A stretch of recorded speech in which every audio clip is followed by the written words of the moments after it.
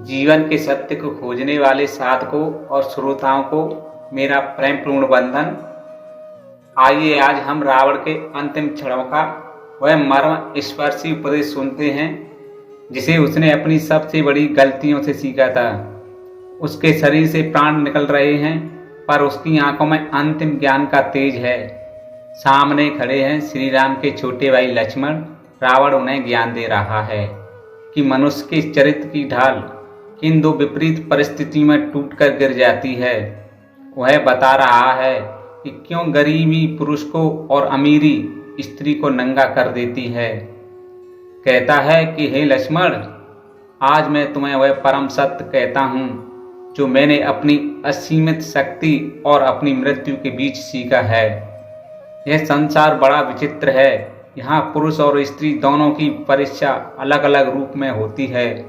मनुष्य के जीवन की सबसे बड़ी कसौटी है उसका संघर्ष और स्त्री के लिए जीवन की सबसे बड़ी कसौटी है उसका ऐश्वर्य। हे लक्ष्मण, इसलिए कहा गया है कि गरीबी पुरुष को और अमीरी स्त्री को नंगा कर देती है।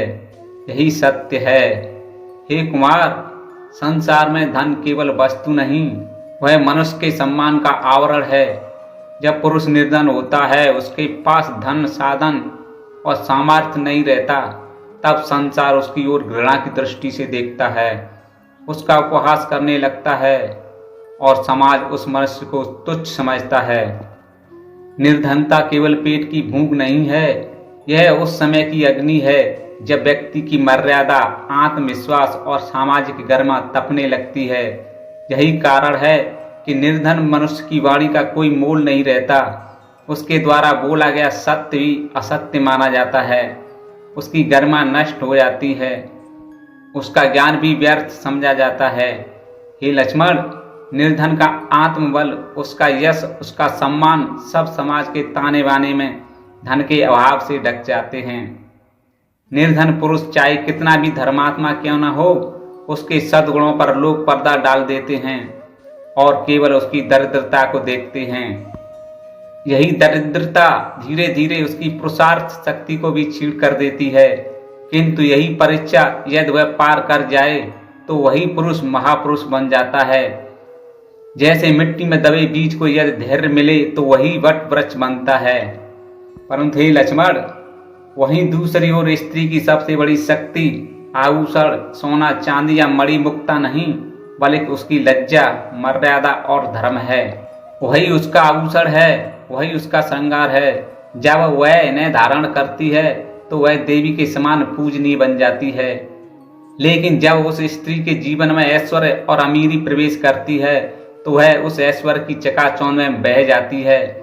उसका लज्जा रूपी आभूषण छिन जाता है। हे लक्ष्मण, अमीरी स्त्री को घमंड देती है और घमंड उसके शील को ढक लेता है। परंतु जब वही स्त्री धन और ऐश्वर्य के अहंकार में डूब जाती है तो वह अपनी दिव्यता खो बैठती है। उसके वस्त्र तो रेशमी होते हैं पर आत्मा नग्न हो जाती है। जैसे जैसे ऐश्वर्य बढ़ता है वैसे वैसे उसकी विनम्रता घटती है। धीरे धीरे वह यह भूल जाती है कि उसकी वास्तविक शक्ति उसका सौंदर्य या धन नहीं, बल्कि उसकी मर्यादा है। ऐश्वर्य स्त्री को दो राहों पर ले जाता है। एक, जहां वह अपने वैभव को विनम्रता से संभाले, दूसरा जहां वह उसी वैभव में अपनी लज्जा को खो दे। यही कारण कहा गया है कि अमीरी स्त्री को नंगा कर देती है। हे लक्ष्मण, यह वाक्य किसी स्त्री या पुरुष की निंदा नहीं, बल्कि यह एक दर्पण है जो हमें दिखाता है कि परिस्थितियां नहीं, चरित्र मनुष्य को परखती है। निर्धनता पुरुष की परीक्षा है, क्या वह धर्म छोड़ता है या निभाता है। और ऐश्वर्य स्त्री की परीक्षा है, क्या वह मर्यादा छोड़ती है या संभालती है। हमारे धर्म ग्रंथों में कहा गया है कि पुरुष का धर्म है परिश्रम और संयम और स्त्री का धर्म है मर्यादा और लज्जा। जब पुरुष निर्धन होता है तब उसका धर्म डगमगा जाता है, क्योंकि उसे पेट भरने और परिवार चलाने के लिए कई बार ऐसे कार्य करने पड़ते हैं जो धर्म से भटकाते हैं। निर्धनता पुरुष को विवश कर देती है।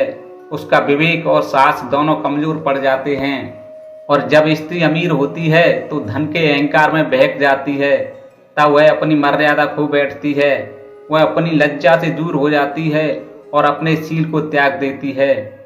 हे कुमार, निर्धन पुरुष सत्य पर अड़िग रहे तो वह साधु है, और यदि अमीर स्त्री लज्जा में रहे तो वह देवी है। याद रखो, धन और निर्धनता केवल समय की चाल है। पुरुष का स्वधर्म है परिश्रम और स्त्री का स्वधर्म है मर्यादा। इसका एक उदाहरण है सत्यवादी हरिश्चंद्र। जब उनको दरिद्रता ने घेरा तो वे शमशान में सेवक बन गए। संसार ने उन्हें अपमानित किया, परंतु वह अपने धर्म पर अटल रहे। यही धर्म की कसौटी है कि दरिद्र पुरुष भी यदि धर्म पर अड़िग रहे तो संसार के सामने वह पुनः पूज्य बनता है। हे लक्ष्मण, और उन स्त्रियों को भी देखो जिन्होंने ऐश्वर्य की लालसा में अपनी मर्यादा त्याग दी। वे चाहे राजमहलों में क्यों न रहती हों, परंतु उनके नाम इतिहास में आदर से नहीं लिए जाते। इसका प्रमाण देखो लक्ष्मण, मेरी अपनी बहन शूर्पणखा। वह राजसी सुख और शक्ति में पली बड़ी। लंका के ऐश्वर्य ने उसे यह घमंड दिया कि वह चाहे जो प्राप्त कर सकती है। उसके असीमित अहंकार और भोग की इच्छा ने उसे अयोध्या की रानी बनने का लालच दिया। उसके राजसी पद ने उसे इतना अंधा कर दिया कि उसने मर्यादा की सीमा लांघ दी और अपमान पाया। हे लक्ष्मण, धर्म यही सिखाता है कि धन और निर्धनता दोनों ही परीक्षा हैं। दरिद्रता पुरुष के साहस और धैर्य की परीक्षा है, और अमीरी स्त्री की लज्जा और मर्यादा की। मनुष्य यदि दरिद्र होते हुए भी सत्य और धर्म पर अड़िग रहे तो वह सच्चा साधु है। यदि स्त्री अमीर होते हुए भी विनम्रता और लज्जा को धारण करे तो वह सच्ची देवी है। इसलिए हे लक्ष्मण, समझो कि संसार में ना तो निर्धनता कलंक है और ना ऐश्वर्य अभिशाप है। कलंक तब है जब निर्धन पुरुष अपने धर्म से गिर जाए, और अभिशाप तब है जब अमीर स्त्री अपनी मर्यादा त्याग दे। गरीबी और अमीरी केवल परिस्थितियां हैं, लेकिन इन परिस्थितियों में पुरुष का आचरण ही उसके वास्तविक स्वरूप को उजागर करता है। हे कुमार, यदि मनुष्य दरिद्र होकर भी धर्म को थाम ले तो वह साधु कहलाता है, और स्त्री यदि अमीर होकर भी लज्जा और मर्यादा में रहे तो वह देवी कहलाती है। यही धर्म का सबसे बड़ा सत्य है, और यही जीवन का उपदेश है कि मनुष्य अपनी परिस्थिति से नहीं बल्कि अपने आचरण और धर्म से महान बनता है। यही कारण है कि कहा गया है, गरीबी पुरुष को और अमीरी स्त्री को नंगा कर देती है। परंतु यदि पुरुष धर्म से ना हटे और स्त्री मर्यादा से ना डगे तो ना गरीबी उसका तेज छीन सकती है, ना अमीरी उसकी लज्जा। यही मेरा उपदेश है और यही धर्म का मर्म है। हे कुमार, तुम सत्य से सीखो। धन और गरीबी दोनों सिर्फ परीक्षा हैं। गरीबी पुरुष के सब्र और हिम्मत की कसौटी है, और अमीरी स्त्री के संयम और मर्यादा की। मनुष्य अपनी मुश्किलों से नहीं बल्कि अपने अच्छे व्यवहार और धर्म से महान बनता है।